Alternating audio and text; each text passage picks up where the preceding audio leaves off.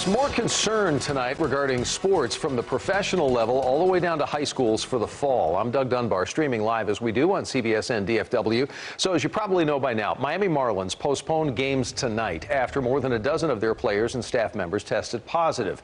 And concerns about the outbreak are spreading to the Philadelphia Phillies as well, canceling games because of possible exposure to their players. Then, on the local level, Waxahachie tonight announcing some changes for their high school football season. The school says they're not going to sell season tickets this year. Everything, they say, will be general admission, so the high school can limit capacity and maintain social distancing. Waxahachie High School does promise to release more information regarding their plans soon. And with the virus having so much of an impact in the sporting world right now, our Caroline Vandergriff asked what sports might look like, if they're even possible, through this fall.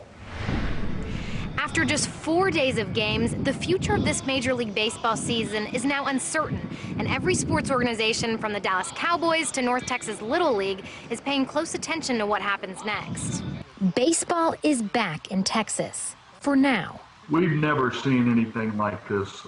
It was an unusual opening weekend for the Texas Rangers, with no fans in the stands.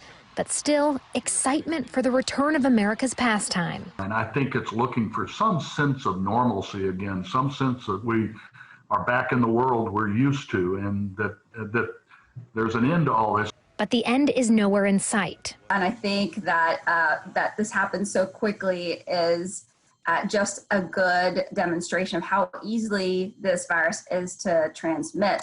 More than a dozen Miami Marlins players and coaches have tested positive for COVID-19, forcing the league to postpone several games.